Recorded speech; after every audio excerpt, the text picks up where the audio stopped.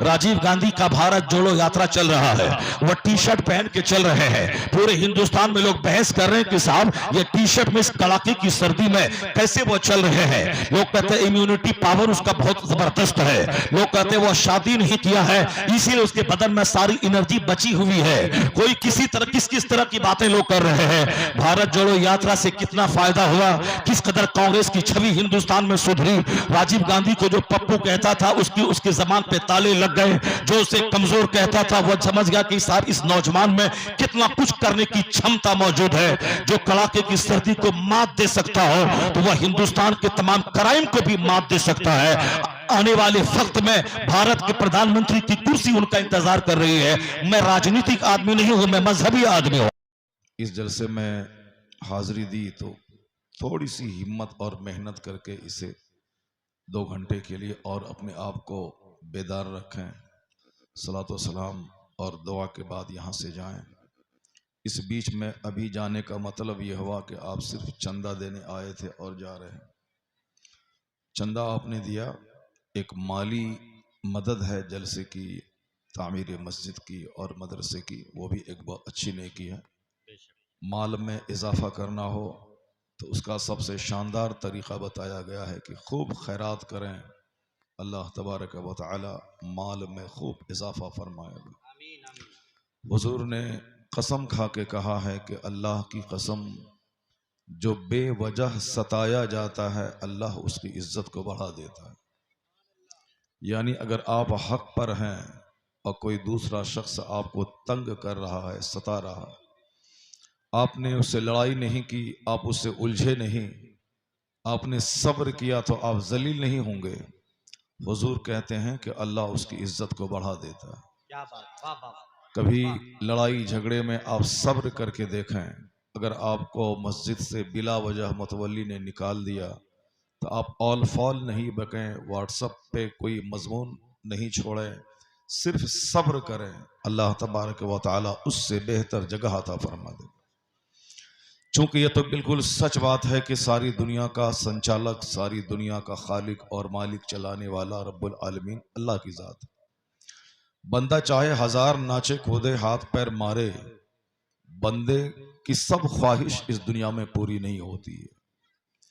बंदे का चाहा हुआ सब कुछ यहाँ नहीं होता है। वो चाहे जितना कूदना हो कूद ले, जितना नाचना हो नाच ले, जितना जुल्म करना हो कर ले, जितना भी कुछ करना हो कर ले। अल्लाह तबारक व तआला बंदों के सारे आमाल को देख रहा है और वक्त पे जो अल्लाह का फैसला होता है वो बड़े बड़े अक्लमंदों को हैरान कर देता है। अभी हमने अपनी आंखों से देखा इस 2 साल के अंदर में कि हिंदुस्तान का मुसलमान कितना बेकस, कितना मजबूर, कितना लाचार, कितना बेसहारा था। लोग परेशान थे। सारे लोग, जिसको ठीक से पाखाना धोने का सलीका नहीं है, वो हम मुसलमानों को मारने की धमकी दे रहा था, इसे निकाल देंगे, भगा देंगे, हटा देंगे, कैसी कैसी बातें कर रहे थे। जिस बंदर सिफत औरत को बोलने का सलीका नहीं है, कायदे से एक जुमला हिंदी, उर्दू, अंग्रेजी नहीं बोल सकती है, वह भी मारने और साहब मुसलमानों को अजियत देने की बात कर रही थी। अभी भी जबान बंद नहीं हुई है। कुछ दिन पहले एक औरत बोल रही थी, मशवरा दे रही थी अपनी बिरादरी के लोगों को कि अपने अपने घरों में तलवार रखा करें, छुरी रखा करें, सब्जी कटने वाली छुरी को तेज करके रखा करें, ताकि जब कोई हमला उस पर हमला करे तो उसका जवाब दे सकें। ये सारा हिंदुस्तान जानता है, यहाँ 150 करोड़ की आबादी है और 150 करोड़ में 100 करोड़ सिर्फ दूसरे लोग हैं, गैर मुस्लिम हैं। 50 करोड़ की तादाद में कमो बेश 40 करोड़ की तादाद में मुसलमान यहाँ मौजूद हैं। जो 110 करोड़ हैं उनको 40 करोड़ से डरने की क्या जरूरत थी। वो लोग डर नहीं रहे हैं, हालात नॉर्मल हैं। लेकिन ये 2-4 लुच्चे लफंगे नेता किस्म के जो लोग हैं, ये लोग सिर्फ अपनी रोटी सेकने के लिए इस तरह की बातें करते हैं। बाकी हिंदुस्तान में सारे हालात नॉर्मल हैं। और ये इन लोगों को रोटी कैसे मिलेगी, कार कैसे मिलेगी, और साहब विधायक के इलेक्शन लड़ने के लिए टिकट कैसे मिलेगा, उसके लिए एक ही रास्ता है कि मुसलमानों को गाली दें और अपना कद ऊंचा कर लें। वरना अभी हालात इतने अच्छे हिंदुस्तान में है, हर कोई तनाव नहीं, कोई कशीदगी नहीं। बस फौरन उन्होंने अभी 10 दिन पहले एक बयान दाग दिया। उनको 40 करोड़ मुसलमानों से डरने की क्या जरूरत है? यहाँ तो 100 करोड़ उनकी तादाद है। फिर यह डराने की क्या बात है कि तुम खतरे में हो, हिंदुइज्म खतरे में है, हिंदुत्व खतरे में है? यह झूठ बात है, यह सिर्फ उनकी बकवास है। वो इस तरह की बातें बोलकर गैर मुस्लिमों को डराकर हिंदुस्तान के माहौल को खराब करने की कोशिश कर रहे हैं। हम लोग पूरे हिंदुस्तान में जलसे करके, जुलूस करके, बड़े से लेकर छोटे इजलास में खिताब करके अमन और सुकून और शांति की स्थापना चाहते हैं। कल की रात इससे 2 गुना बड़ा मजमा भुसावल, कहाँ महाराष्ट्र की सरजमीन पे है, कल वहां खिताब करके ट्रेन पे चढ़ के बंबई और बंबई से प्लेन से बागडोगरा, फिर वहां से आपके पास में आया हूं। इतना बड़ा मजमा कल का था कि मैं इस साल 2022-23 का सबसे बड़ा इज्तिमा, इतनी बड़ी तादाद में मुसलमान वहां मौजूद थे। और मैंने वहां यही पैगाम दिया कि डरने की कोई जरूरत नहीं, ये 2-4 नेता लोग हैं, बकवास कर रहे हैं, उससे कुछ नहीं होगा। हिंदुस्तान के जर्रे जर्रे से मुझको प्यार है। बेशक ये नेता अमेरिका से लौट के आके कहते हैं कि वहां का महल, वहां की सड़क, वहां का व्हाइट हाउस खूबसूरत है। मैं तो कहता हूं कि हिंदुस्तान की सड़ी हुई गलियां, जिसकी सड़कें टूटी हैं, ये अमेरिका के व्हाइट हाउस से बेहतर है। बेशक बेशक हमारे उलमाए कराम चाइना, जापान, जर्मनी जाते हैं, वहां से लौट के आके बोलते हैं कि हिंदुस्तान में जो फूस का घर है, जो मिट्टी की दीवार है, ये मिट्टी की दीवार वहां के 100 मंजिला मकान से मुझको अच्छी लगती है। बेशक हिंदुस्तान के जर्रे जर्रे से प्यार है, यहाँ के हर शहर से प्यार है। क्यों?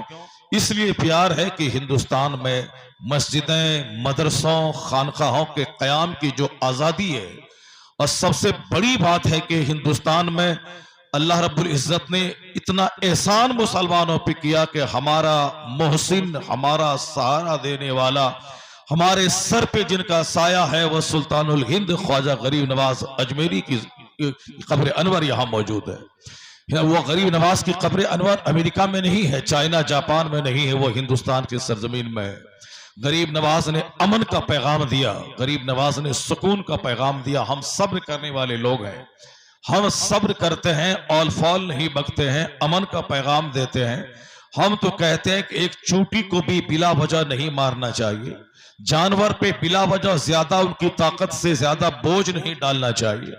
हम तो ये कहते हैं कि जब हम जानवर पे सफर करें तो जानवर पे बैठ के बात ना करें। हमारे मजहब ने सिखाया है जब तुम खड़े हो जाओ तो जानवर से नीचे उतर के बात करो, ताकि जानवर को भी थोड़ी देर के लिए आराम मिल जाए। हमारे मजहब में जिस कदर अमन और सुकून की बात की गई है, तो आग लगाने वाले तुम हो, हम आग बुझाने वाले लोग हैं। और हम तो हिंदुस्तान की तारीफ में रब्बुल निशान रहते हैं कि चाइना से अच्छा हिंदुस्तान हमारा, अमेरिका से अच्छा हिंदुस्तान हमारा, जर्मनी से अच्छा हिंदुस्तान हमारा, यानी सारे जहां से अच्छा हिंदुस्तान हमारा। हम बुलबुल हैं इसकी ये गुलसिता क्या हमारा। बात है, जिंदाबाद जिंदाबाद। अब कुछ हमारे कलमा पढ़ने वाले भाई ये न बोले कि साहब बगदाद, मदीना, मक्का, मैंने नाम लेके बोला है कि अमेरिका से अच्छा, चाइना से अच्छा, जर्मनी से अच्छा, हॉलैंड से अच्छा, ऑस्ट्रेलिया से अच्छा, यानी इन सारी दुनिया से अच्छा हिंदुस्तान सबसे अफजल है हमारा। बेशक बेशक मक्का की बात ही जुदा है, वहां तो अल्लाह का घर है, उसका मुकाबला तो दुनिया का कोई खिता कर ही नहीं सकता। हक है, हक है। मदीना तो हमारी राजधानी है, जहां हमारे रहनुमा, हमारे आका मौजूद हैं। आया है किताबों में कि जो मिट्टी कब्र अनवर की हुजूर के जिस्म अतहर से लगी हुई है, वह मिट्टी खाने काबा से भी अफजल है, अर्श मुअल्ला से भी अफजल है। इसलिए मदीना हमारा मरकज और राजधानी है। सारी दुनिया के मुसलमानों की एक ही तमन्ना है, अगर अल्लाह एहसान करे तो मौत मदीने में आ जाए। हुजूर ने कहा है कि जिसको मरना हो तो मदीने में मरे, जो वहां मरेगा मैं उसकी शफात करूंगा। बेशक जन्नतुल बकी में हर कब्र से 70,000 लोग निकलेंगे, और हर 70,000 के पीछे 70,000 होंगे, और वह सब के सब बिला हिसाबो किताब बख्श दिए जाएंगे। बेशक बेशक कोई हिसाब किताब नहीं, सीधे जन्नत।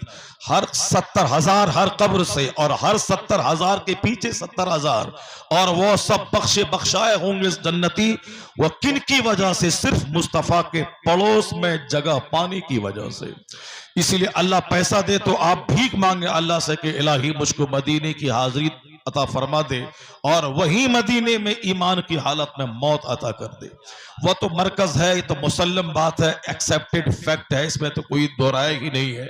लेकिन जहां हिंदुस्तान की अफजलियत की बात आती है, वो चाइना से अच्छा है, जापान से अच्छा है, अमेरिका से अच्छा है, अगर एक कदम और आगे बढ़ जाओ तो बांग्लादेश से अच्छा है, पाकिस्तान से अच्छा है। इसलिए कि पाकिस्तान में सुल्तानुल हिंद नहीं है, पाकिस्तान में आला हजरत नहीं है, पाकिस्तान में मुफ्ती आजम हिंद नहीं है, पाकिस्तान में मुफस्सिर आजम हिंद नहीं है, पाकिस्तान में मखदूम बिहारी नहीं है, पाकिस्तान में कुतुबुद्दीन बख्तियार काकी नहीं है। अगर ये सारी नेमतें अल्लाह ने दी है तो हम हिंदुस्तानियों को अता फरमाए। नारे तकबीर, नारे रिसालत, मसलके आला हजरत, इस्लाह मुआशरा कॉन्फ्रेंस। इसलिए अगर कोई इल्जाम लगाता है हम मुसलमानों पे इसे हिंदुस्तान से प्यार नहीं है, वह झूठा है। उसकी जबान पे कीड़े लग जाएंगे जो इस तरह की बातें बोलता है।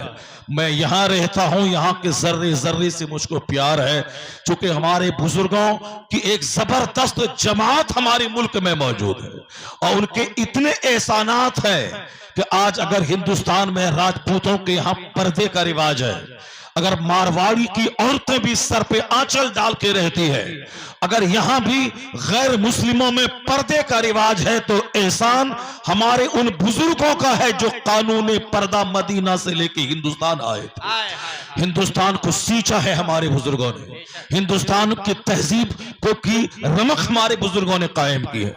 यहां अगर तहजीब है, तमद्दुन है, सभ्यता है, संस्कृति है, सिविलाइजेशन है, यहां अगर कल्चर की खूबू और खुशबू है, तो एहसान हमारे बुजुर्गों का है जो मुल्क अरब और दिगर ममालिक से चल के हिंदुस्तान में आकर यहां के जंगलियों को इल्म का उजाला अता फरमाया है। यहां अगर आज एक नहीं हजारों कॉलेज है, हजारों यूनिवर्सिटीज मौजूद हैं, तो एहसान मजहब इस्लाम का है, इस्लाम के पैगंबर का है, जिसने कहा था कि तलबुल इल्म फरीजा, इल्म का हासिल करना फर्ज है। जहां पहले बादशाह के घर में ही इल्म रहता था, उनकी एक निगेटिव सोच थी कि अगर ये सारे लोग पढ़ लिए, मेरी चप्पल सीधी कौन करेगा, मेरे सामने हाथ बांध के खड़ा कौन रहेगा, मेरे बैल और मेरी गाय को चारा कौन डालेगा, मेरे खेत में जंगल कौन नोचेगा, मेरे खेत में हल कौन चलाएगा, मेरे सामने हाथ जोड़ के खड़ा होकर सैल्यूट मुझको कौन मारेगा, ये पढ़ लेंगे तो फिर मेरी चप्पल में पॉलिश नहीं करेंगे। इसलिए राजा महाराजा बड़े बड़े मालदारों की सोच थी कि गरीब का कोई बच्चा पढ़ने नहीं पाए, और हिंदुस्तान में एक कॉलेज नहीं था, एक यूनिवर्सिटी नहीं थी, यहां तक कि एक इंजीनियर यहां नहीं था। और उस वक्त हिंदुस्तान में ऐसी सती प्रथा का रिवाज था, यानी अगर कोई और किसी का शौहर मर गया तो औरतों को मुर्दे इल्जाम ठहराया जाता, ये औरत डाइन है जो शौहर को खा गई, उसकी चिता पे जला के औरतों को राख कर दिया जाता था। ऐसी इलिटरेसी और ऐसी इग्नोरेंस का माहौल था। कॉलेज की बात तो छोड़िए, यहां तो दलितों, शूद्रों, जो निचली जाति के लोग हैं, उसको अगली जाति के लोग पढ़ने तक नहीं देते थे। आज हिंदुस्तान का नक्शा उल्टा हुआ है। यहां एक दलित की बेटी मायावती उत्तर प्रदेश की मुख्यमंत्री बन गई। हिंदुस्तान में चाय बेचने वाला हिंदुस्तान के 1.5 करोड़ लोगों का प्रधानमंत्री बन गया। हिंदुस्तान में ग्वाला, गाय चराने वाला, गाय बेचने वाला, गाय का दूध बेचने वाला, वो बिहार का मुख्यमंत्री बन गया। आखिर इन दलितों की झोपड़ी में इल्म का चराग कैसे पहुंचा, इसके यहां शिक्षा का उजाला कैसे पहुंचा, किसने कहा? यहां तो पढ़ने लिखे राजाओं के घर में इस शिक्षा थी और गरीबों को उससे महरूम रखा जाता था। कोई गरीब नहीं पढ़ेगा। एहसान मानना पड़ेगा मुस्तफा जाने रहमत का, जिसने सबसे पहले नारा दिया कि इल्म का हासिल करना फर्ज है, और हर गरीब पढ़े, हर अमीर पढ़े, मालदार पढ़े, मजदूर पढ़े, गुलाम पढ़े। मुस्तफा का यह पैगाम मदीने से निकला और सारी दुनिया में छा गया।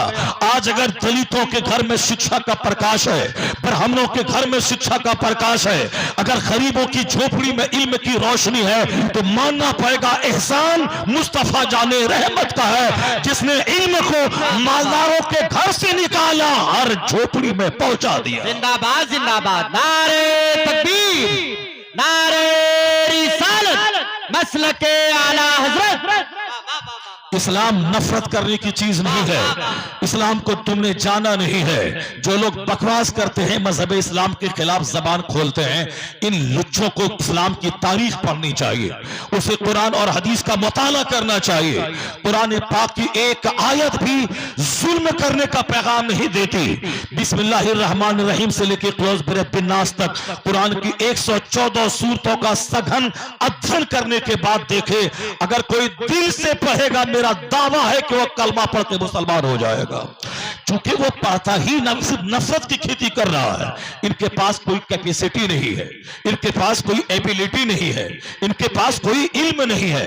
यही वजह है कि इल्म ना होने की वजह से या इल्म रखने के बावजूद कोई तासुर दिमाग में काम कर रहा है, उसकी वजह से इस्लाम के खिलाफ ये ऑल फॉल बकते हैं।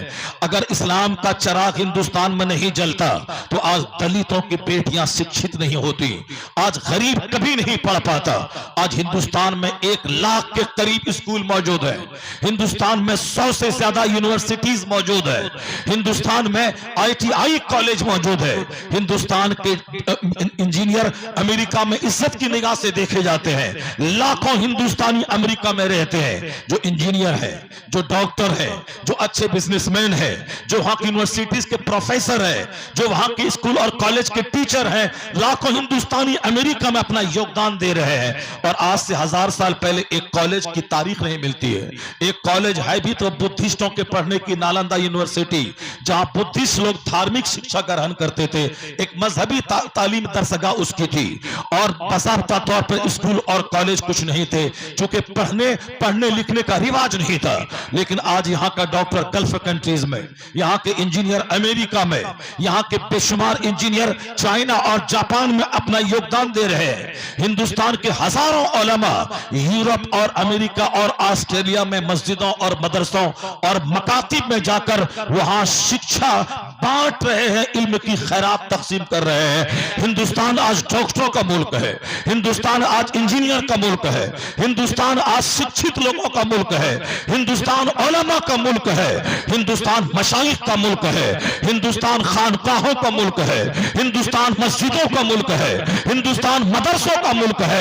यकीन नहीं आए तो दिल्ली में जाके देख ले, और सुबह के टाइम में किसी छत पे चला जा, हजारों मस्जिदों से जो अजान की आवाज आती है, उस पर मेरा सीना बाग बाग हो जाता है। कौन कहता है कि इनका सपना साकार होगा? नहीं होगा साकार। जहां चारों तरफ से सदाए तकबीर बुलंद हो रही हो, ऐसा नहीं होगा कि झूठे खुदा इज्जत पा जाए और जो हकीकी माबूद है उसके नाम को दबा दिया जाए। नहीं होगा। माबूदा ने बातिला के परस्तारों को शिकस्त हासिल होगी और मेरे खुदा के मानने वालों का तो अल्लाह ताला इज्जत नसीब फरमाएगा, दोनों जहान की इज्जत और मकबूलियत फरमाएगा, तो हिंदुस्तान में सल्तनत अता फरमाएगा। और जब ये मरे तो अल्लाह अपने मानने वालों को जन्नत में मुस्तफा का परोस अता फरमाएगा। नारे तकबीर, जवाब दीजिए, जवाब दीजिए। नारे तकबीर, नारे रिसालत, मसलके आला हजरत अल्लामा डॉक्टर शहरियार रजापुर नबी।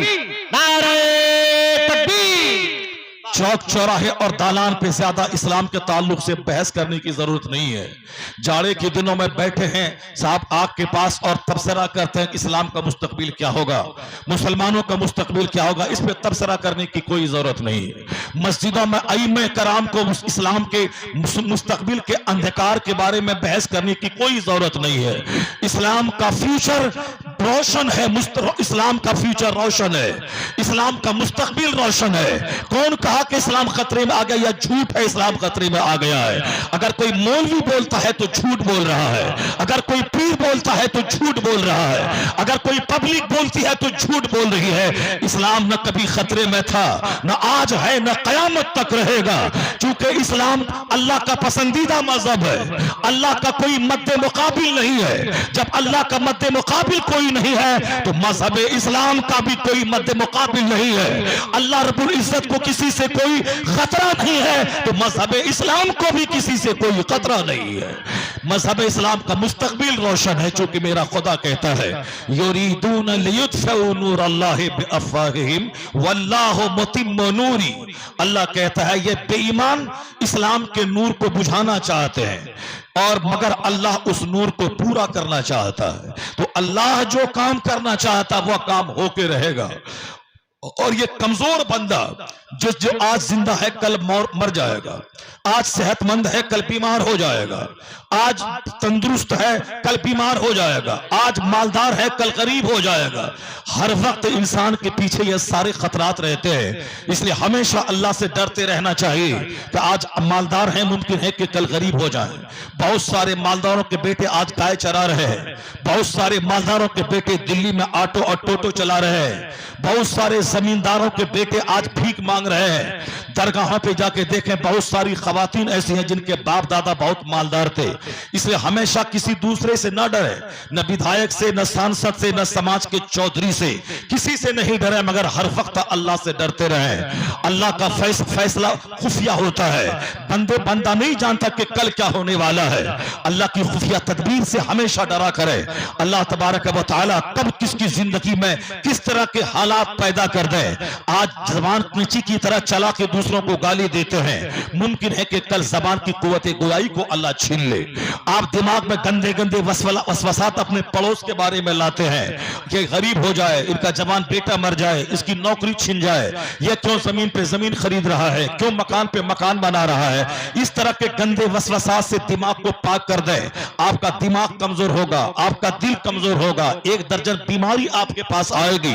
सामने वाले का तो कुछ ना होगा बल्कि आपका दिमाग खराब होगा, आपको एक दर्जन बीमारी आएगी। आज हिंदुस्तान में हार्ट की बीमारी हर तरफ बढ़ती जा रही है, इसमें औरतों का बहुत ज्यादा दखल है, औरतों को भी दिल की बीमारी ज्यादा हो रही है।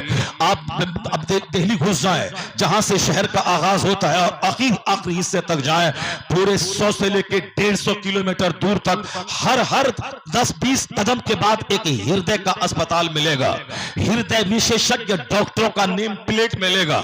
ये दिल के अमराज के मरीज डॉक्टर है, ये हार्ट डिजीज के स्पेशलिस्ट है। ये चूंकि हार्ट की बीमारी बढ़ती जा रही है, हर तरफ क्या मुसलमान क्या गैर मुस्लिम सब दिल की बीमारी से जूझ रहे हैं। और कोई स्टेंट लगवा रहा है, कोई बाईपास सर्जरी करवा रहा है, जिसके पास 25 लाख रुपए हैं बाईपास सर्जरी करवा रहा है, जिसके पास नहीं है पैसा वह उसी तरह तड़प के सीने पे हाथ रख के रो के मर जा रहा है। कड़ाके की सर्दी में हार्ट की बीमारी बढ़ जाती है, क्योंकि ब्लड जमने का अंदेशा रहता है। कड़ाके की सर्दी में ब्लड सर्कुलेशन कम रहता है, और ब्लड सर्कुलेशन कम इसलिए रहता है लोग चादर में लिपटे रहते हैं और साहब लिहाफ ओढ़े रहते हैं, बदन में हरकत नहीं देना चाहते हैं। जहां ब्लड जमा ब्रेन में और बदन के किसी हिस्से में फौरी मौत का खतरा मंडराने लगता है। मगर मुसलमानों को पैगाम दिया गया है कि 5 वक्त की नमाज पाबंदी से पढ़ना, फजर के लिए उठना ही उठना है, नहा धो के फजर की नमाज पढ़ना, वरना रात भर की गहरी नींद वह बीमारी का जरिया हो जाएगी और दिन भर तुम्हारा बदन टूटता रहेगा। फजर की नमाज पढ़ ले 10 मिनट निकाल कर, चाहे 1000 कड़ाके की सर्दी हो, दिन भर तुम चुस्त और तंदुरुस्त रहेगा। 1 करोड़ की दवाई वो काम नहीं करती है जो काम फजर की नमाज कर जाती है। लोग कहते हैं सुबह की हवा करोड़ों रुपए की दवा से बेहतर है। सुबह की हवा, बदन में लगे 1 करोड़ की दवा सुबह की हवा। इसलिए जिन लोगों ने इसको जान लिया वो सुबह सवेरे घर से बाहर निकलते हैं, मॉर्निंग वॉक करते हैं, जाके तंदुरुस्त रहना है। मुसलमानों को कोई मॉर्निंग वॉक करने की जरूरत नहीं है, वह रात में गहरी नींद लेके सुबह सवेरे फजर की नमाज पढ़े। और मस्जिद के करीब जाने की जरूरत नहीं, मस्जिद से दूर अपना घर बनाए। जितना कदम पैदल चल के मस्जिद जाएंगे, हर कदम के बदले में गुनाह मिटेगा, हर कदम के बदले में नेकियां लिखी जाएंगी, हर कदम के बदले में दर्जात बुलंद होंगे। और फिर जितनी दूर चल के आप मस्जिद जाएंगे उतनी ही ज्यादा का बदन में सुबह की जन्नती हवा लगेगी, वजू करेंगे ठंडा पानी आंख में लगेगा, आंख की नाबीनाई मोतियाबिंद के ऑपरेशन की नौबत नहीं पड़ेगी, 80 साल की उम्र में भी बगैर चश्मा के आप कुरान पाक पढ़ने के काबिल रहेंगे। जो काम करोड़ों रुपए के बीमार की दवाई ना कर सके वो काम फजर की नमाज कर जाती है। ब्लड सर्कुलेशन आपका बिल्कुल नॉर्मल रहेगा अगर आपने फजर की नमाज पढ़ने के बाद अपने काम काज का आगाज किया। अगर आप भी काफिरों की तरह रात के 2 बजे सोए और दिन के 10 बजे उठे और बीमार पड़ गए तो उसके जिम्मेदार आप हैं। ये मत बोलिए कि अल्लाह ने मुझको बीमार बना दिया, अल्लाह ने मुझे तंदुरुस्ती छीन ली, उसके जिम्मेदार आप हैं। सांप के बिल में अगर कोई पांव रख दे और सांप काट ले वह मर जाए और वह जहर पूरे बदन में सरायत कर जाए, इसका जिम्मेदार वह खुद है जिसने पांव के सुराख में सांप के सुराख में पांव डाला है। अगर कोई इस वक्त कड़ाके की सर्दी में घर से बाहर नंगे बदन निकल जाए और सर्दी का हमला हो उसे फालेज मार दे, वह न बोले कि अल्लाह ने मुझको फालेज दे दिया, वह जिम्मेदार खुद है क्योंकि उनको ठंडी के मौसम में खुले बदन कौन किसे बाहर जाने को कहा। राजीव गांधी का भारत जोड़ो यात्रा चल रहा है, वह टी शर्ट पहन के चल रहे हैं। पूरे हिंदुस्तान में लोग बहस कर रहे हैं कि साहब ये टी शर्ट में इस कड़ाके की सर्दी में कैसे वो चल रहे हैं। लोग कहते हैं इम्यूनिटी पावर उसका बहुत जबरदस्त है, लोग कहते हैं वो शादी नहीं किया है इसीलिए उसके बदन में सारी एनर्जी बची हुई है। कोई किसी तरह किस तरह की बातें लोग कर रहे हैं। भारत जोड़ो यात्रा से कितना फायदा हुआ, किस कदर कांग्रेस की छवि हिंदुस्तान में सुधरी। राजीव गांधी को जो पप्पू कहता था उसकी जबान पे ताले लग गए, जो उसे कमजोर कहता था वो समझ गया कि साहब इस नौजवान में कितना कुछ करने की क्षमता मौजूद है। जो कड़ाके की सर्दी को मात दे सकता हो तो वह हिंदुस्तान के तमाम क्राइम को भी मात दे सकता है। आने वाले वक्त में भारत के प्रधानमंत्री की कुर्सी उनका इंतजार कर रही है। मैं राजनीतिक आदमी नहीं हूं, मैं मजहबी आदमी हूं, मगर मैं ये कह रहा हूं अगर वह टी शर्ट पहन के चल रहा है, कुछ नहीं हो रहा है, वो जाने, उसका काम जाने। मुमकिन है कि बदन में पूरी ताकत है, कोई दवाई इस्तेमाल कर रहा हो, कोई मेडिसिन खा लेता हो, वो जाने, उसका काम जाने। लेकिन अगर वो इस कड़ाके की सर्दी के शिकार हो जाए, फालिज सदा हो जाए, अल्लाह न करे ऐसा हो, अगर उसको बीमारी लग जाए तो फिर उसके जिम्मेदार वह खुद होंगे। को भारत जोड़ो यात्रा और है, उस वक्त में वह शेरवानी भी पहन सकता था, चादर भी ओढ़ सकता है, मफलर से अपने कान को भी ढांप सकता है, उसके बाद भी सफर कर सकता था। लेकिन अगर उसने ऐसा नहीं किया और सर्दी का हमला हुआ, उसका जिम्मेदार वह खुद होगा, उसका जिम्मेदार हिंदुस्तान नहीं होगा, उसका जिम्मेदार डॉक्टर नहीं होंगे, उसके जिम्मेदार कोई दूसरे न होंगे। अगर मैं फजर की नमाज नहीं पढ़ता हूं और बीमार पड़ गया, जिम्मेदार मैं खुद हूं। अगर मैं जोहर की नमाज नहीं पढ़ता हूं, मेरी रोजी घट गई, मैं 10 साल मालदार रहा, उसके बाद गरीब हो गया, 15 साल दुकान चलती रही, उसके बाद दुकान में मक्खी बैठने लगी, ग्राहक नहीं आने लगे। अगर मैं 10 साल तक गेहूं की जबरदस्त खेती किया और उस 10 साल के बाद खेती नहीं होने लगी, अगर मैंने जोहर की नमाज छोड़ी और ज़कात नहीं निकाला है और खेती अब मरने लगी, सरखेजी जमीन की खत्म हो गई, उसके 100% जिम्मेदार मैं हूं। चूंकि कानून है कि जो शख्स ज़कात नहीं निकालेगा वो कंगाल हो जाएगा, वह गरीब हो जाएगा। इसलिए अल्लाह ने मुझ पर एहसान करते हुए कानून ज़कात दिया है कि जमीन तो मेरी है, मैं वहां से फसलें उगा के तुझको खिलाता हूं, तुमको सिर्फ मेहनत करनी है, घर से बाहर निकल के तदबीर करनी है, घर खेती में खेती करनी है, दाना डालना है, बाकी फसल कितनी पैदा होगी वो अल्लाह को मालूम है। तुमने आम का पेड़ लगाया है, कैसा आम निकलेगा वो अल्लाह को मालूम है। तुम्हारा काम है पेड़ लगा देना, तुम्हारा काम है पानी डालना, तुम्हारा काम है उसे जानवरों के खाने से बचाना, तो तुम अपना काम करो, बाकी अल्लाह रोजी देने वाला है।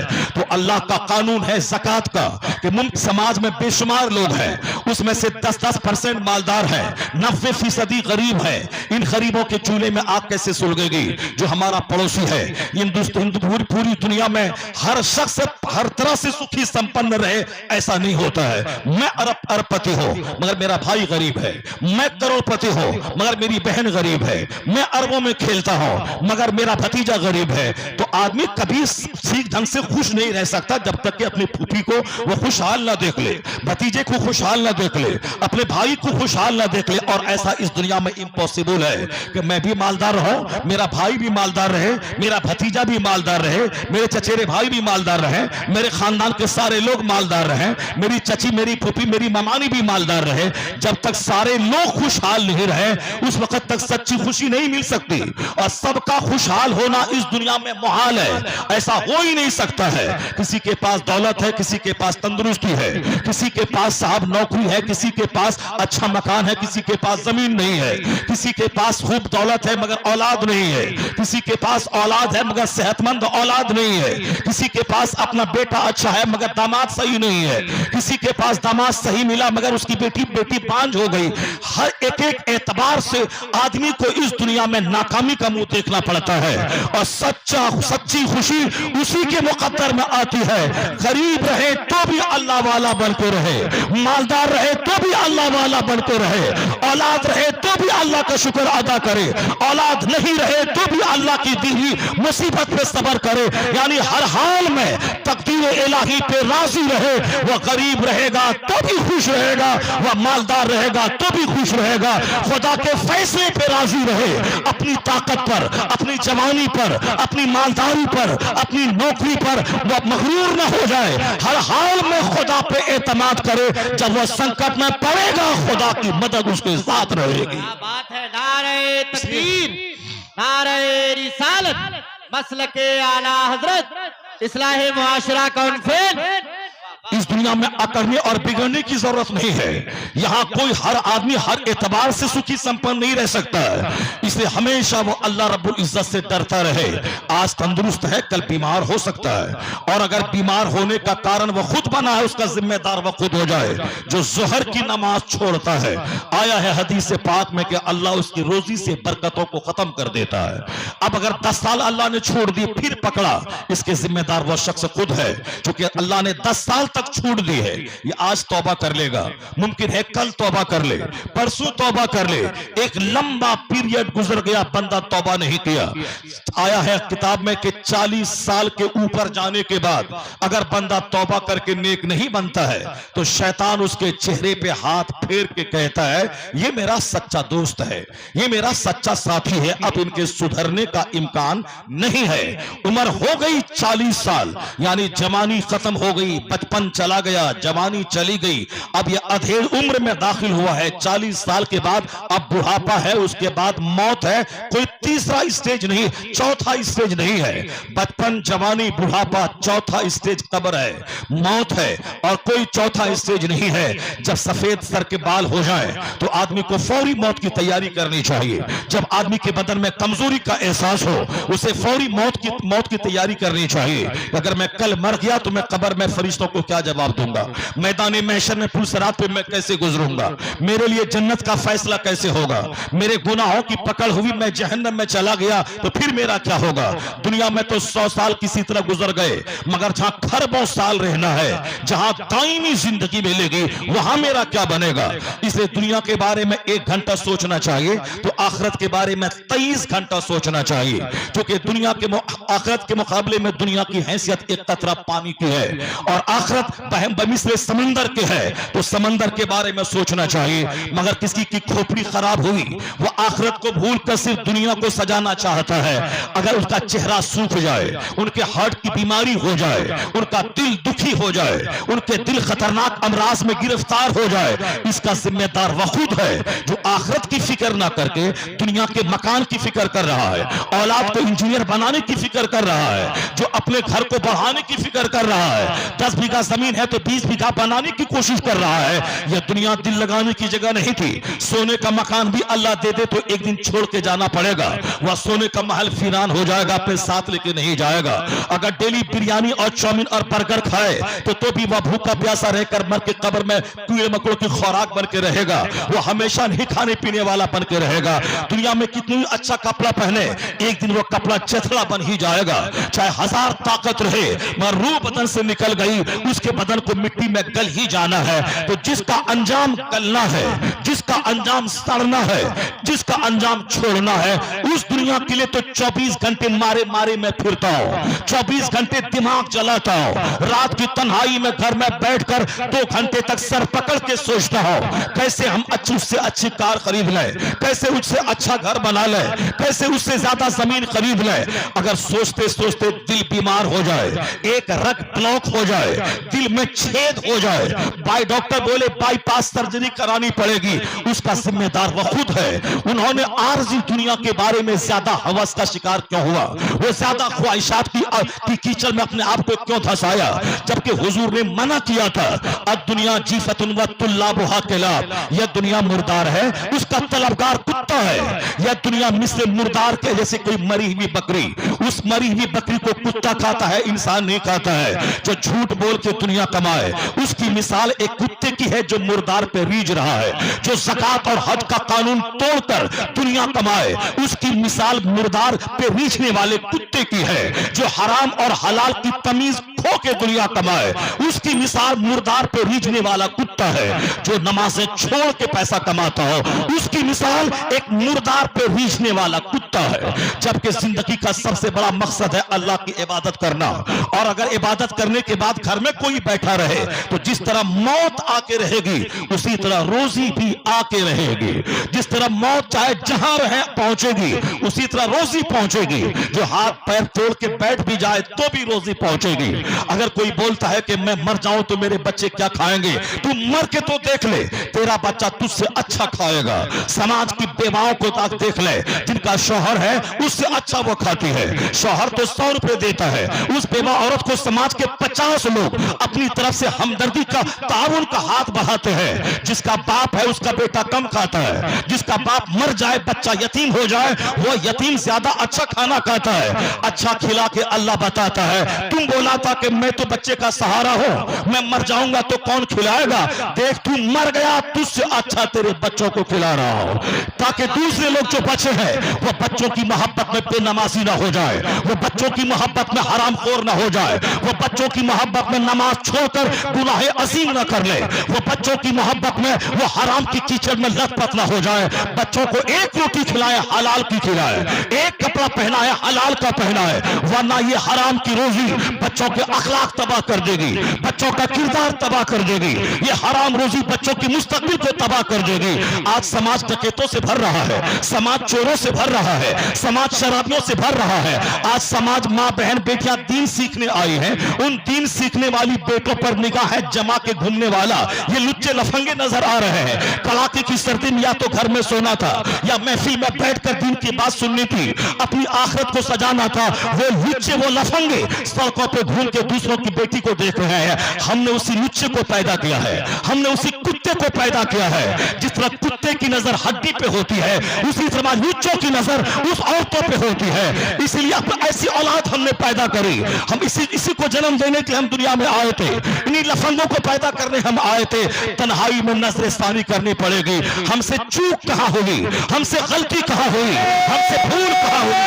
तकबीर, नारे रिसालत, मसलके आला हजरत, फैजाने आला हजरत, नारे तकबीर। हर माँ बहन बेटियों को गौर करना पड़ेगा कि वो तो तुम्हारा ही बेटा है, तुमने ही उसको जन्म दिया है। जो तुम्हारी बेटियों पे घूर घूर के नूरी निगाहें डाल रहा है, तुमसे कहां चूक हुई, कहां तुमसे खता हुई कि समाज डकैतों से भर रहा है, समाज लुच्चों से भर रहा है, समाज झूठों से भर रहा है। एक गैर मुस्लिम मुसलमानों की बात सुन सुन के कलमा पढ़ रहा है, एक हिंदू कलमा पढ़ता है मुसलमान बन रहा है। आज भी मैंने एक क्लिप देखी, एक क्रिश्चियन व एक आलिम दीन के सामने बैठकर कलमा पढ़ रहा है। कोई दिन नहीं गुजरता कि कोई काफिर कलमा पढ़ के मुसलमान ना होता हो। इसे गिरह बांध के रख ले। वह बिला वजह की बात है कि काफिर हमें सता रहा है, इस्लाम खतरे में आ गया, झूठ बात है।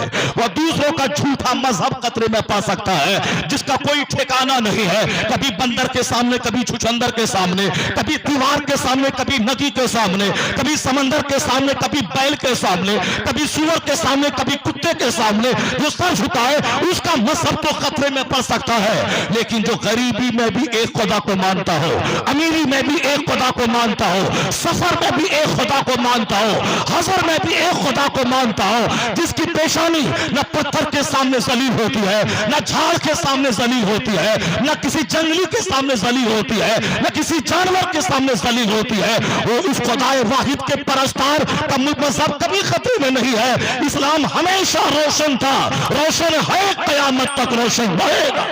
नारे तकबीर, नारे रिसालत, मसलके आला हजरत, इस्लाह मुआशरा कॉन्फ्रेंस, इस्लाम के बारे में ज्यादा सोचने की जरूरत नहीं है। अलबत्ता अपने कैरेक्टर के बारे में आप जरूर सोचा करें कि मेरी रुसवाई में मेरी बदअमली का दखल है, मेरी रुसवाई में मेरी बदकिरदारी का दखल है। इस बात पे गौर करें कि मेरे बाप दादा अच्छे थे, उन्होंने अच्छे काम का रिवाज डाला, तो कम से कम आज ये 1000 लोग नजर आ रहे हैं जो बगैर किसी रुपया पैसा के मफाद के वो यहाँ बैठकर कड़ाके की सर्दी में अल्लाह का जिक्र सुन रहे हैं। या बाप दादा अच्छे थे, उसने जलसे का रिवाज कायम किया। अगर वह सर्कस का माहौल कायम करता तो पूरे सीमांचल में सर्कस होता।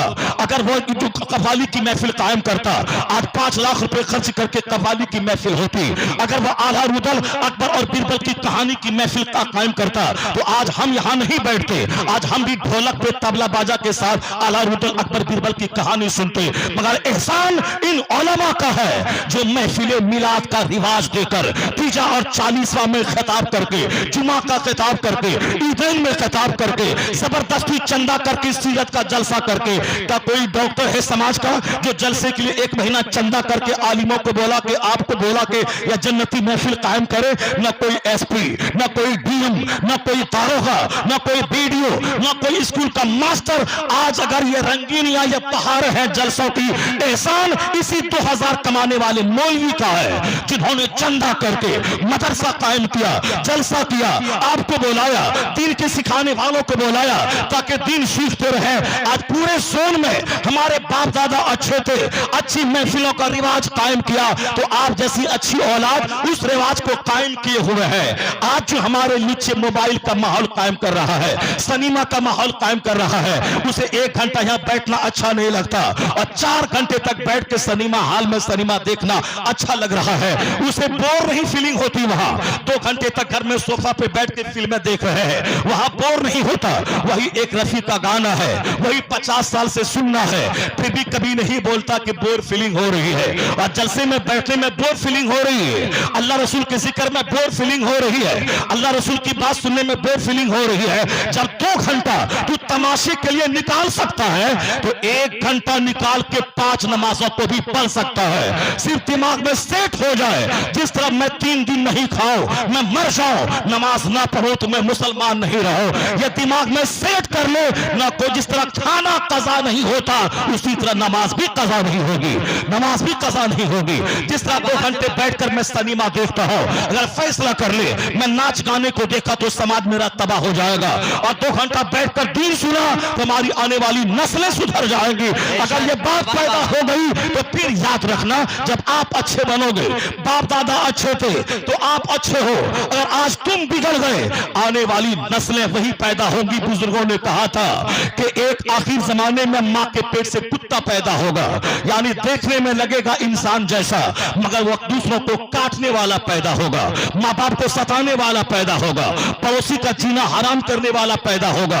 आज एक बालिश जमीन के लिए जंग हो रही है, कचहरी 10 साल से लोग दौड़ रहे हैं, जबकि एक बालिश जमीन के छोड़ देने में भी कोई हर्ज नहीं था, उससे कोई बहुत बड़ा नुकसान नहीं होने वाला था। मगर यह मोच कहां जाए, यह हसद कहां जाए, यह जलन कहां जाए, यह हवस कहां जाए। एक बालिश जमीन की खातिर 50 लाख खर्च करेगा कचहरी में, 10 साल जेल में बंद रहेगा, मगर यह जूना जल जाने के बाद ऐठन नहीं जाती। यह हाल दुरुस्त न होगा। नॉर्मल बने, नॉर्मल बने, सीना कुशादा रखे। हुजूर ने फरमाया है जो हक पर रहने के बावजूद झगड़ा छोड़ दे, अल्लाह तबारक व तआला उसकी इज्जत में इजाफा फरमा देता है। क्या बात है, जिंदाबाद जिंदाबाद। अगर कोई नाहक जुल्म करता हो, यहाँ तो नाहक लड़ाई है, नाहक जुल्म है।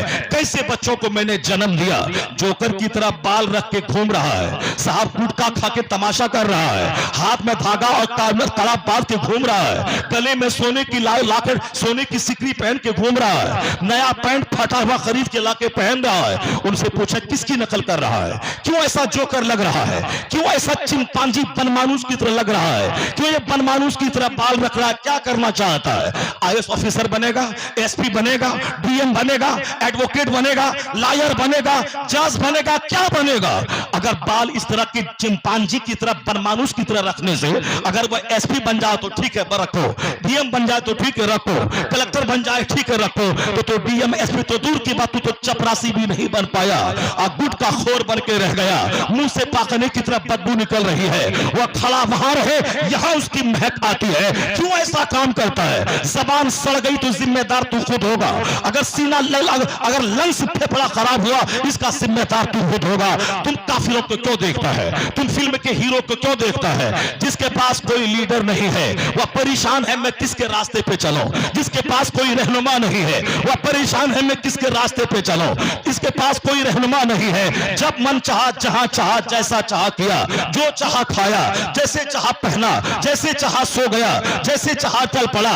जब न सोने की रूटीन, न खाने की रूटीन, न पहनने की रूटीन, जिस तरह चाहा सोया, जिस तरह चाहा जागा, जिस तरह चाहा जिया, जिस तरह चाहा मर गया। जिसके पास कोई लीडर नहीं है, कोई रहनुमा नहीं है, कोई मॉडल नहीं है, वो जैसे चाहे जिए। और तुम्हारे पास तो मॉडल मौजूद है, आइडियल मौजूद है, रहनुमा मौजूद है। अल्लाह ने कहा मैंने महबूब को भेजा है नमूना बनाकर, रहनुमा बनाकर, पेशवा बनाकर। अब तुम्हें भटकने की जरूरत नहीं है। शादी कैसे करे मुस्तफा को देख ले, कपड़ा कैसे पहने मुस्तफा को देख ले, सोए कैसे मुस्तफा को देख ले, जागे कैसे मुस्तफा को देख ले, बच्चों की शादी कैसे कराए मुस्तफा को देख ले, बच्चों की तालीम कैसे हो मुस्तफा को देख ले, बच्चा पैदा हो कान में आजान कैसे दे मुस्तफा को देख ले, मुर्दे को नहलाए कैसे मुस्तफा को देख ले, उसे दफनाए कैसे मुस्तफा को देख ले। माँ की गोद से लेके कब्र की गोद तक का मार्गदर्शक मुस्तफा मौजूद है। अल्लाह ने महबूब को भेजा है। इसलिए मुसलमान अगर दूसरों को देखा तो जलील हो जाएगा, दूसरों को देखा तबाह हो जाएगा। ये मुस्तफा को देखता रहे, जिंदगी गुजारता रहे। यहाँ इज्जत सल्तनत मिलेगी, जब मरेगा तो मुस्तफा की शफाअत मिलेगी। जिंदाबाद जिंदाबाद, नारे तकबीर, नारे रिसालत, मसलके आला हजरत, इस्लाह मुआशरा कॉन्फ्रेंस। आज जमीन की खरीदारी से ज्यादा औलाद की तरबियत का सवाल है, मकानात की तामीर से ज्यादा औलाद की तरबियत का सवाल है, और आज दौलत फिक्स डिपॉजिट से ज्यादा औलाद की तरबियत का सवाल है। यह दुनिया रहेगी, इस दुनिया में लोग रहेंगे। अगर लोग ही गलत रहे फिर दुनिया का क्या हाल होगा? लोग ही शराबी रहे दुनिया का क्या हाल होगा? इसलिए आज अमेरिका वालों ने एक सिलेबस बाकायदा तौर पर मोरालिटी का निकाला है कि हर सिलेबस में औलाद की तरबियत के ताल्लुक से पढ़ाई हो गई। जो वहां पैसों की फरावानी थी, उस आजादी की वजह से उनके बच्चे तबाह हो रहे थे। जब बच्चे तबाह होने लगे तब वहां के लोगों ने सर पकड़ के बैठा, अगर बच्चे तबाह हो जाएं तो हम यहां से मिनिस्टर कहां से लाएंगे, बैंक का पीओ कहां से लाएंगे, स्कूल के टीचर कहां से लाएंगे, नासा के वैज्ञानिक कहां से लाएंगे, जो 3-3 महीने 6-6 महीने फजा में मुअल्लक रहकर कायनात और यूनिवर्स की सच्चाई का पता लगाए, ऐसा योद्धा कहां से लाएंगे? अगर वो अपनी सेहत खराब कर लिया, अपनी जिंदगी लुटा दी, अगर नक्श के आदी बनकर अपने आप को बर्बाद कर दिया, तो हम मेहनती कहां से लाएंगे, लेबोरियस कहां से लाएंगे, शिक्षित लोग कहां से लाएंगे? हमारा पार्लियामेंट दफ्तर कौन संभालेगा, स्कूल कौन संभालेगा, आर्मी होकर हमारे मुल्क की हिफाजत कौन करेगा? इसलिए वो कहते हैं आप मकान से पहले औलाद को संभालिए, जमीन देने से पहले उनकी तरबियत का ख्याल कीजिए, इनके पास सेहत भी रहे, इनके पास शिक्षा भी रहे, इनके पास अखलाक भी रहे, यह सारी दौलतें इनके पास रहे। अब बाकायदा पढ़ाया जा रहा है, दौलत छोड़ के मरने का ख्याल छोड़ दीजिए, एक अच्छी औलाद छोड़ के दुनिया से जाइए, उसको डिसिप्लिन सिखाइए कैसे जीना है, उसको ताकत दीजिए ताकि जुल्म के खिलाफ कैसे लड़ना है। जो गुटखा खाने वाला कभी लड़ नहीं पाएगा, शराब पीने वाले का फेफड़ा खराब होगा, वह 10 कदम चलेगा सीना पकड़ के बैठ जाएगा। इसलिए आज जितने बच्चे हमारे नीचे लफंगे हैं, ये 2-4 किलोमीटर दूर चले तो सीना पकड़ के बैठ जाएंगे। आज हमारे पास बहादुरों की कमी है, ताकतवरों की कमी है। औरतों की नकल करने वाला क्या ताकतवर होगा? जो औरतों की तरह बाल रखे वो तो औरतों की तरह उसकी जहनियत बन जाएगी। औरतों की तरह जो रंगीन कपड़ा पहने उसकी तो सोच कमजोर हो जाएगी। इसलिए औरत की नकल मत कर, वाला तू भी चूड़ी पहन के घर में बैठेगा, औरतों की गुलामी करेगा। जिस तरह नॉर्थ ईस्ट के लोग मेघालय सिक्किम में वहां मर्दों को खरीदा जाता है और वहां की औरतें काम करती है और मर्दों से बोला जाता है तू घर में रह और मेरे इशारे पे चल, और कमाई मैं करूंगी, तू घर में बैठ के रहेगा, मेरी ख्वाहिशात की तकमील करेगा। यानी ये मर्द वहां हिजड़ा बन गया, मर्द वहां औरतों के हाथ का दास और गुलाम बन गया। यही तहजीब है जहां मर्द गुलाम हो जाए, औरतें बाहर में आए तो क्या होगा? कदम कदम पे ज़िनाकारी होगी। यहां तक कि वो हदीस पाक कि इस कदर ज़िनाकारी होगी जिस तरह जानवर एक दूसरे से जोड़ा खाते हैं, उसी तरह से मर्द औरत एक दूसरे से जोड़ा खाएंगे। कोई कहने वाला ना होगा कि ऐसा बर्ताव करता है, उस दिन के आने से पहले अपनी जिम्मेदारी समझ ले। मर्द की जिम्मेदारियां क्या है, औरतों की जिम्मेदारियां क्या है, उन दोनों के राइट्स क्या है, इनकी ड्यूटीज क्या है। अपनी ड्यूटी जिम्मेदारी को निभाए। मकान छोड़ के बच्चों को देना है, इस बात को दिमाग से निकाल दे। अमेरिकियों ने निकाल दिया। जमीन छोड़ के बच्चों को मैं मरो, इस बात को दिमाग से निकाल दे। अमेरिकियों ने निकाल दिया है। उसे अच्छा मिनिस्टर चाहिए और सेहतमंद औलाद की जरूरत है। उसे एक अच्छी सोच के मालिक औलाद की जरूरत है। अब बाकायदा तौर पर सिलेबस में पढ़ाया जाता है कि कैसे जिए, कैसे बात करें, कैसे लोगों से मुस्कुराएं, कैसे बड़ों के सामने रहे, कैसे समाज में रहे, कैसे औरतों के बीच से गुजरे, कितना सोएं, कैसा खाएं, कितने घंटे स्टडी करें, अपने घर में कैसे रहे, समाज में कैसे रहे, सोसाइटी में कैसे रहे, बाजार में कैसे रहे। ये सारा तरीका कामयाब आदमी वो है जो जीने का सलीका जानता हो, जिसको ना बोलने का ढंग हो, ना चलने का ढंग हो, ना देखने का ढंग हो, ना खाने का ढंग हो, ना रूटीन ऑफ लाइफ नहीं हो। वह सोने का टाइम है रात के ईशा के बाद, वह सोएगा 12 बजे। जागने का टाइम है फजर से पहले, वह जागेगा 11 बजे। सेहत खराब होगी तो उसका जिम्मेदार वह खुद है, उसका जिम्मेदार वह खुद होगा। खाने का तरीका है जब भूख लगे तो खाओ, अभी भूख बाकी रहे तो खाना छोड़ दो, ये खाने का तरीका है। आज हम डॉक्टर कहते हैं कि शुगर हो गया है, आपको हार्ट की बीमारी हो गई, खाने की रूटीन बदल लीजिए। पहले जैसे गले तक चढ़ा के खाते थे वैसे अब मत खाइए, अब वह दिन खत्म हो गया। शुगर हो गया, भूख लगे तो खाइए और भूख बाकी रहे छोड़ दीजिए। अगर यहां तक दबा के खाया तो मरने के लिए जल्दी से तैयार रहिए। हार्ट की बीमारी हो गई, गोली ले रहे हैं, पहले गए दावत में तो दबा दिया वहां खूब कस के। अपने घर में तो एक पाव गोश्त लाया और 10 बाल बच्चे बीवी मिलके खा लिया। और जब भोज खाने गए शादी ब्याह में, अकेले ही 1 केजी गोश्त का डिमांड कर रहे हैं। गोश्त दे रहा है, दबा के खाया, फेंका, फिर लाओ जी, फिर दिया, लाओ जी। अब नहीं दिया तो खाना छोड़ के भागे, क्या खिलाएगा? नहीं था तो फिर क्यों दावत दिया था? अपने घर में एक बूटी में पेट भर गया और यहाँ दावतों में, तीजा में, 40वां में, और बरसी में, वलीमा में और बारात में यहाँ चाहे 1-1 केजी गोश्त हर बाराती मांग रहा है। ये बताएं क्या हाल होगा? कोई तहजीब नहीं है कि मैं घर में कैसे खाता हूँ, मुझे बाहर में कैसे खाना है, मुझे रहना कैसे है। यहूदियों का बेटा जो बारात में जाता है 5-10 आदमी, तो जाने का सलीका, आने का सलीका सब उसे मालूम है। मगर मुसलमानों के बच्चों को कोई सलीका मालूम नहीं है। 100 लोग बारात चले गए, वहां जाके धमाल मचाना है। हम लड़का वाला है, हम जो चाहे सो कर दे, चाहे मैं नंगा नाचो, डीजे बजाओ, नाचते हुए आओ, शराब पीते हुए आओ, औरतों को नचवा के आओ, हिजड़े के नाका नाच करवाओ, वह सब चलेगा। तुम लड़की वाला है, तुम दब के रहेगा। अभी 2-4-10 जगहों पे लड़की वालों की गैरत बेदार हुई, सारे बाराती को पीट पीट के ठीक कर दिया। कोई जूता छोड़ के भागा, कोई कपड़ा छोड़ के भागा, कोई ब्लेजर छोड़ के भागा, कोई बाइक छोड़ के भागा। जहां 10-20 बारात में इसी तरह जबरदस्त पिटाई बारातियों की हो जाए, वो अपने घर में बिस्लरी का पानी नहीं पीता है, वही साहब वही पानी पीते हैं, वही पानी जो उसके घर में पीला पानी है वही पानी पीता है वो। लेकिन बारात में बिस्लरी पानी मांग रहा है, बिस्लरी की बोतल लाओ, जैसे कि खर्च से कमा के रख दिया है वो, बिस्लरी की बोतल लाओ। का बिस्लरी की बोतल नहीं मिलेगी, जो तुम पीता है वही पानी पियो वरना भागो यहाँ से। और ये जो सोचता है मैं लड़का वाला हो, मैं तुमको दबा दूंगा, नहीं होगा, सारे बाराती को बांध के मारूंगा आगे। सब भागा वहां 2-4-10 जगहों पे जहां जलील होगा, तब यह जाहिलाना रस्म रिवाज का खात्मा हो जाएगा। एक तो बारात 100-200 की तादाद में जाना यह खुद जाहिलाना काम है। शादी को हुजूर ने आसान बनाया था, सिंपल बनाया था कि 5 आदमी बैठ ले, निकाह हो जाएगा, सिर्फ इजाब कबूल करवा ले। 5 आदमी के बैठ जाए तो 5 लाख रुपए खिलाने वाला, वह पैसा जब बचेगा तो बच्चों की पढ़ाई में काम आएगा। वह पैसे जब बचेंगे इमाम की तनख्वाहों में इजाफा होगा। वह पैसे जब बचेंगे मदरसों की तामीर होगी। वह जब पैसे बचेंगे औरतों के लिए अलग से स्कूल और कॉलेज खोला जाएगा। वह पैसे जब बचेंगे तो जलसो जुलूस का एहतमाम होगा। मुसलमानों की बहुत सारी बेटियां आज मंदिरों में सुबह सवेरे, अब शाम के वक्त में अपने बच्चों को ले जाती हैं थुकवाने के लिए। हमारे पास मोबाइल में फोन आता है, हजरत आप हर तरह की बीमारी के खिलाफ बोलते हैं, इस्लाह करना चाहते हैं, हमारे इलाके में मुसलमान औरतें औरतें पंडितों के पास जाके बच्चों को फुकवाती है।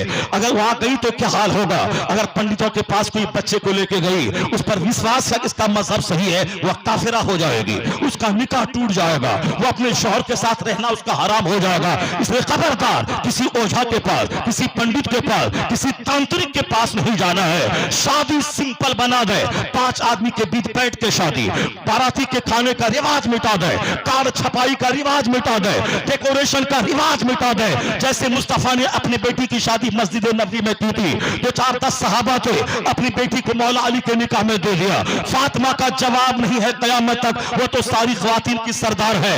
अली का जवाब नहीं है, वो फातिह खैबर है, वो मुश्किल कुशा है, वो दामाद मुस्तफा है, अधेड़ मर्दों के जन्नती और तो मर्दों के सरदार है, जिनका बेटा जन्नती नौजवानों का सरदार, और जो अली अधेड़ मर्दों का सरदार, यानी जिसके जो जन्नत में पैदा हुए, जो काबा में पैदा हुए, जो मस्जिद में जो शहीद हुए, यानी वो अली जो फातिह खैबर है।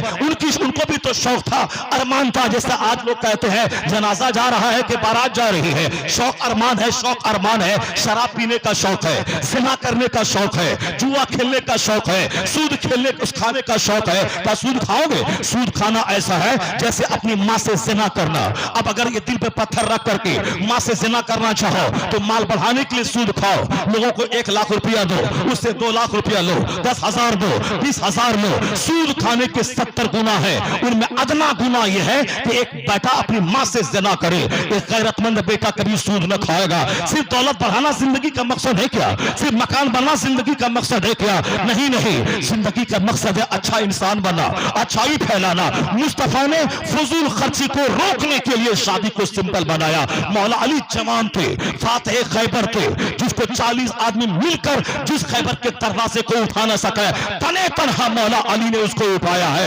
आज भी अगर अली का नाम ले तो बदन में गर्मी पैदा होती है, अली का नाम ले तो हौसला ग़ैबी पैदा होता है। मैदान जंग में फतह मेरा कदम चूमती है। मौला अली का नाम ले ले, वह खुद मौला अली थे जो जिनके लिए सलाम करने को मैदान जंग में तलवारें झुकी रहती थी। बहरे तस्लीम अली मैदान में सर झुके रहते हैं तलवारों की। उस अली के दिल में भी तो ख्वाहिश थी, मैं शादी करूं, 50 मेरे साथी बारात जाए, आराम से खाना खाए और खूब थर्ड बात के साथ रहे। ख्वाहिशात हराम की है, उस ख्वाहिशात को मिटा देना चाहिए। वह शैतानी ख्वाहिशात है। अगर जायज ख्वाहिशात है सजदा करने की, नमाज पढ़ने की, खैरात करने की, तब तो बहुत अच्छी बात है। अगर हराम ख्वाहिश दिल में पैदा हो रही है, उन ख्वाहिशात को दबा देना चाहिए, उसको कुचल देना चाहिए, उसको मार देना चाहिए। मौला अली की शादी पुराने कपड़े में मस्जिद नबवी में हो गई। जब शादी आसान हो उसका असर सारी जिंदगी औलाद पे पड़ता है, शादी कम खर्च हो उसका असर सारी जिंदगी औलाद पे होता है, शादी महंगी हो उसका असर औलाद पे पड़ता है, शादी अगर फरसीली हो उसका असर औलाद पे पड़ता है। मौला अली की शादी सिंपल थी, फातिमा ज़हरा की शादी सिंपल थी, अल्लाह ने वह बरकतें दे दी। आज करोड़ों सैयद अगर दुनिया में मौजूद है, वह इमाम हसन की औलाद है, वह इमाम हुसैन की औलाद है। जब माँ हो फातिमा जैसी और बाप हो अली जैसा, तो बेटा हसन और हुसैन पैदा हुआ। जब हसन हुसैन पैदा हुआ, उनकी औलाद लाखों की तादाद में दुनिया में फैल गई। मुजद्दिद की शक्ल में, मुहद्दिस की शक्ल में, मुफस्सिर की शक्ल में, खतीब की शक्ल में, दीन की खिदमत पूरी दुनिया में फैल के किया। इन बुजुर्गों से सबक हासिल करें। शादी महंगी होगी औलाद पर असर पड़ेगा, शादी महंगी होगी जिंदगी की मईशत पे असर पड़ेगा, शादी महंगी होगी जमीन बिकेगी, शादी महंगी होगी जिंदगी की खुशी खत्म होगी, शादी महंगी होगी कर्ज के बोझ में दबेंगे, शादी महंगी होगी।